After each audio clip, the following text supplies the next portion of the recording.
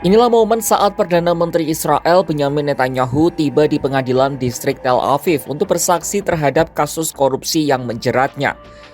Netanyahu akhirnya hadir setelah 4 tahun tak pernah dapat datang dalam persidangan dengan alasan kesibukannya sebagai Perdana Menteri.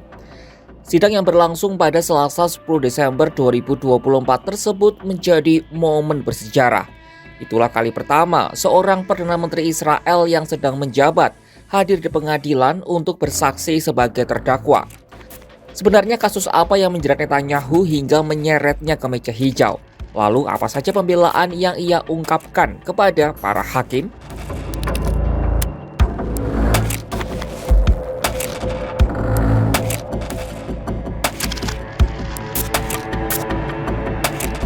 Perdana Menteri Netanyahu didakwa tidak hanya satu, tapi 3 tuduhan sekaligus, yakni tuduhan penyuapan, penipuan, dan pelanggaran kepercayaan dalam 3 kasus terpisah tapi saling terkait yang disidangkan secara paralel di pengadilan distrik Tel Aviv.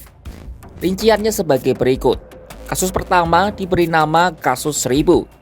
Dalam kasus ini Netanyahu didakwa atas penipuan dan pelanggaran kepercayaan setelah diduga menerima hadiah hampir 700.000 shekel atau sekitar 3,1 miliar rupiah dari Arnon Milchan, seorang produser Hollywood asal Israel, serta James Packer, pengusaha miliarder Australia.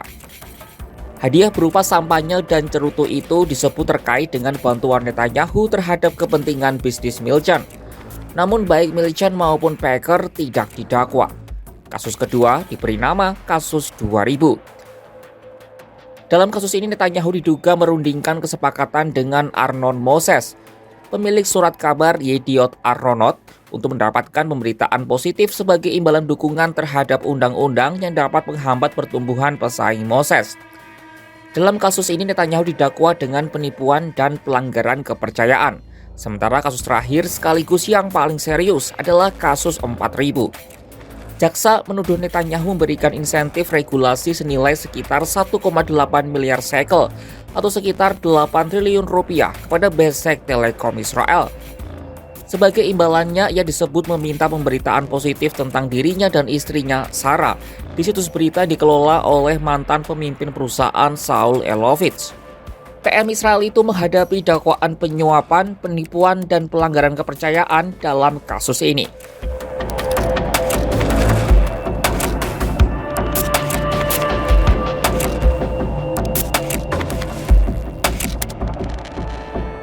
Berbagai pembelaan dipaparkan Netanyahu dalam sidang yang akan berlangsung hingga akhir Desember 2024 ini. Pemimpin Israel yang juga tengah memimpin perang di 7 front itu menyebut tuduhan yang diajukan kepadanya sebagai sesuatu yang absurd. Soal kasus 1000 misalnya yang berhubungan dengan pemberian sampahnya dan cerutu, ia berkata bahwa hal itu tidak masuk akal. Ia berkilah dirinya harus bekerja hingga 18 jam setiap hari dan tak bisa berlama-lama mengisap cerutu. Netanyahu juga mengklaim dirinya membenci sampahnya dan tidak dapat meminumnya, sehingga tuduhan itu tidak masuk akal. Netanyahu juga menyerang media Israel yang ia sebut memburunya selama bertahun-tahun karena kebijakannya yang tidak pro-Palestina. PM Israel itu paling banyak memberi argumen terhadap kasus 4000, kasus paling berat yang didakwakan kepadanya. Netanyahu berkilah ia tidak kenal baik dengan sosok Saul Elovitz. Memang ia sempat beberapa kali bertemu dengannya, misalnya saat jamuan makan malam pada tahun 2012 atau saat kedatangan Elovitz di pemakaman ayah mertua Netanyahu. Netanyahu juga mengaku tidak ingat pernah menandatangani otorisasi pada tahun 2012 untuk memberikan Elovitz kepemilikan atas Bezeq. Lalu soal tudingan bahwa ia meminta media Walla untuk menerbitkan laporan positif terhadap dirinya, menurutnya tak ada yang salah dengan hal tersebut. Ia mengakui Israel sedang berusaha mendapatkan opini publik, tidak hanya di dalam Israel, tapi seluruh dunia. Apalagi mengingat kondisi Tel Aviv yang sedang berperang dengan banyak lawan. Meski begitu, pemberitaan dari media Walla disebutnya tidak berubah dan masih sering menerbitkan laporan negatif soal pemerintahannya. Netanyahu juga menyebut dirinya berusaha membuat lingkungan media di Israel tidak tersentralistik hanya seputar kebijakan sayap kiri.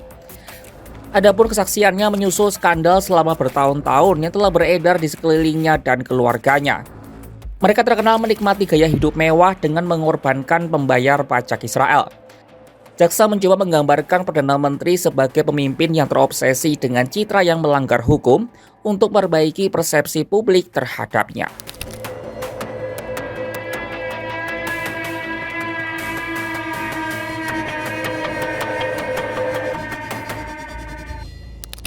Sidang terhadap Netanyahu ini dijadwalkan masih akan berlangsung hingga akhir Desember 2024. Dalam beberapa minggu mendatang, Netanyahu akan memberikan kesaksian setiap hari Senin, Selasa, dan Rabu. Sidang dapat ditangguhkan jika timbul masalah mendesak yang memerlukan perhatian Perdana Menteri. Di tengah perang sedang berlangsung dan kekacauan di Timur Tengah, diperkirakan akan ada sejumlah besar gangguan pada proses pengadilan selama kesaksian Netanyahu. Sidang ini juga menimbulkan pertanyaan, mampukah ia tetap mengelola negara yang tengah terlibat perang? Sementara putusan diharapkan keluar paling cepat tahun 2026. Namun PM Israel itu masih memiliki pilihan untuk mengajukan banding ke Mahkamah Agung. Hari penghakiman bagi Perdana Menteri Israel Benyamin Netanyahu akhirnya tiba. Ia akhirnya datang di persidangan yang sudah berlangsung sejak tahun 2020 tersebut. 3 kasus langsung didakwakan kepadanya. Meski begitu, ia telah menyiapkan sejumlah pembelaan bahkan sampai menyebut tuduhan tersebut absurd. Seperti apa akhir persidangan ini? Saksikan hanya di kanal YouTube Kompas.com.